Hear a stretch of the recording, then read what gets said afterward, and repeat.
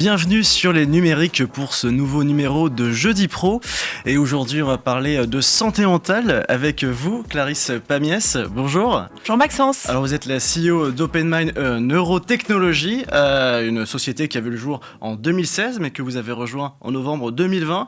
Voilà, pour rentrer un peu dans le vif du sujet, est-ce que vous pouvez un petit peu nous expliquer de quoi il s'agit, qu'est-ce que vous faites au quotidien dans cette entreprise ? Oui.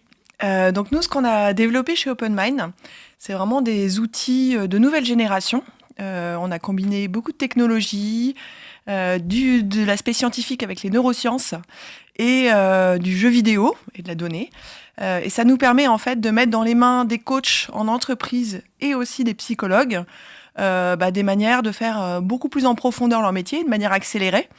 Donc très concrètement, ils font jouer des jeux à leurs patients ou leurs clients en entreprise qui permettent de cartographier tout un tas de compétences, notamment les compétences émotionnelles qui sont clés dans la prévention de la santé mentale. Donc est-ce que j'arrive à me mobiliser en cas de stress, mais est-ce que j'arrive aussi à redescendre pour éviter notamment le burn-out à terme.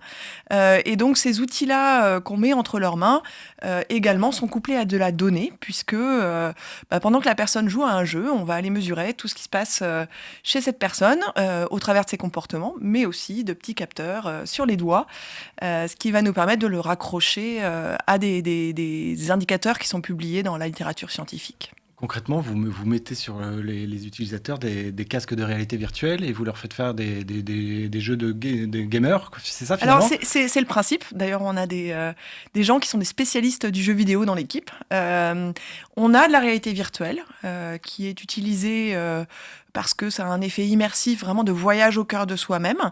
Et on a aussi des jeux en ligne, parce que parfois c'est pas facile de se déplacer.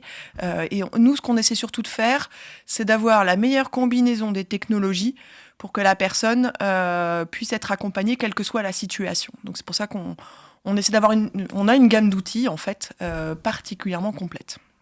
Alors du coup, vous avez eu un terrain de jeu en grandeur nature avec la crise sanitaire. Oui. Ça a été l'occasion pour vous de tester le stress des cadres. Et quels ont été les enseignements que vous avez pu tirer de cette étude et qu'est-ce que ça dit de vos modèles que vous avez mis en place et du coup, concrètement, avec la réalité du terrain ? Alors effectivement, pendant la crise sanitaire, on a regardé, en fait, on a fait une photographie avant-après crise sanitaire pour voir quel était l'impact. Ce qu'on a vu, bon, déjà, c'est que oui, il y a un impact sur la santé mentale très fort. Alors nous, c'est des cadres qui passent nos accompagnements dans la grande majorité.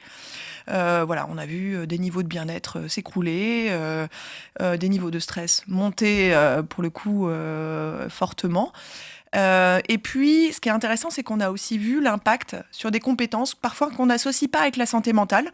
Et c'est toute la force justement de notre modèle, c'est d'aider la personne à se comprendre, bien sûr, pour éviter d'aller en surchauffe ou d'avoir des problématiques d'anxiété à terme, mais également pour travailler sur la performance en entreprise, parce qu'on sait que la performance en entreprise dans le future of work, comme on dit, c'est lié à des compétences comme la créativité, comme la capacité à collaborer en équipe, à engager aussi quand on est manager son équipe.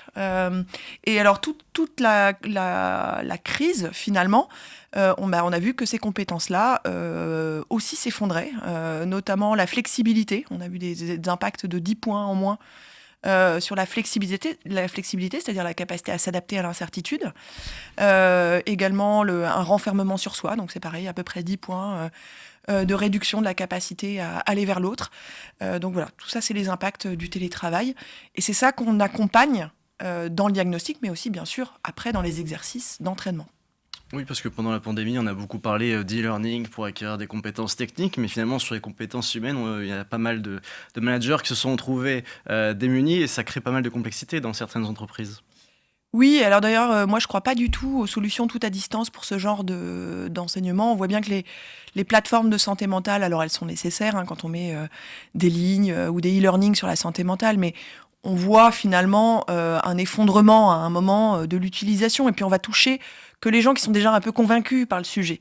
Donc à un moment, il faut aller chercher des gens qui vont être par exemple plus rationnels et le fait de les emmener dans un voyage en réalité virtuelle, de comprendre comment leur corps réagit, ça a un effet choc, en fait électrochoc, beaucoup plus important et ça permet d'aller au-delà d'un des problématiques clés de la santé mentale qui est le déni en fait, mais qui n'est pas forcément un déni pathologique, qui est assez répandu. on a tendance à ne pas être conscient ou à minimiser les problématiques ou de ne pas savoir quoi actionner, parce qu'on est seul face à ses réactions et on ne peut pas les comparer aux autres. Donc c'est ça que nous, on apporte. Pour aider justement ces cadres à surmonter cette pression qui est inhérente à leur métier, il y a notamment la réalité virtuelle, vous l'avez dit, il y a ces serious gamers aussi. Mais finalement, justement, avec cette réalité virtuelle, ces données qui sont collectées, est-ce qu'on ne pourrait pas aller jusqu'à créer une forme de jumeau numérique pour justement aider ces cadres à mieux appréhender leurs émotions, à mieux gérer leur stress au quotidien ? Oui, alors c'est ce vers quoi on tend. Nous, on a fait le choix de mettre vraiment ça dans des mains de professionnels. C'est-à-dire, c'est pour ça qu'on certifie des coachs et des psychologues.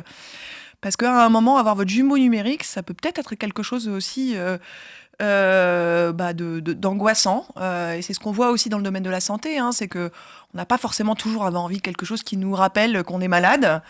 Bon, là, il faut en tout cas faire attention sur les limites de l'exercice, parce que l'objectif, c'est l'engagement. Donc aujourd'hui, en tout cas, nous, on est sur ces solutions qui permettent vraiment, dans une démarche positive en fait de la technologie, d'aider à s'améliorer. Et on utilise le jeu aussi comme une manière de pouvoir comparer les données les unes avec les autres. Si on met finalement un capteur tout le temps sur tout le monde, ça va être très difficile à interpréter parce que chacun va vivre des situations différentes qu'on ne sera pas forcément capable de caractériser.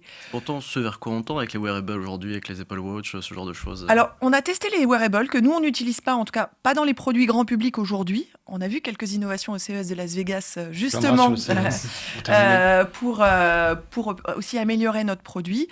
Aujourd'hui, les wearables n'ont pas un niveau de données suffisamment précis. Nous, on utilise vraiment des capteurs de niveau recherche. C'est une démarche scientifique, avant tout, Open Mind Neurotechnology. Donc aujourd'hui, on n'a pas des données qui nous permettent d'aller faire ce qu'on est capable de faire avec des capteurs de niveau recherche. On y arrivera peut-être, mais encore une fois, il faut aussi s'assurer qu'on puisse interpréter les données dernières, d'où finalement des environnements, ce qu'on appelle écologiques, grâce au jeu, en fait, où on peut comparer les données d'un individu à un autre. En ce moment, on parle beaucoup de jumeaux numériques, on le voit dans la santé, dans la smart city, dans plein d'autres domaines. On parle des wearables, mais on parle aussi du métaverse, et c'est justement l'objet de la question de nos camarades de ZDNet.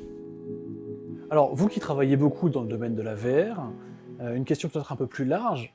Toutes les initiatives concernant le métavers qui sont promues par Facebook ou encore par Microsoft, qu'est-ce que vous, spécialiste neuro, ça vous inspire ? Alors, je suis pas une pessimiste de nature. Moi, je crois vraiment à la technologie, au potentiel de la technologie pour aider les individus. Il faut toujours mettre des garde-fous, mais ça, c'est aussi le rôle du législateur. Donc ça, évidemment, il y aura besoin de mettre des garde-fous sur le métaverse.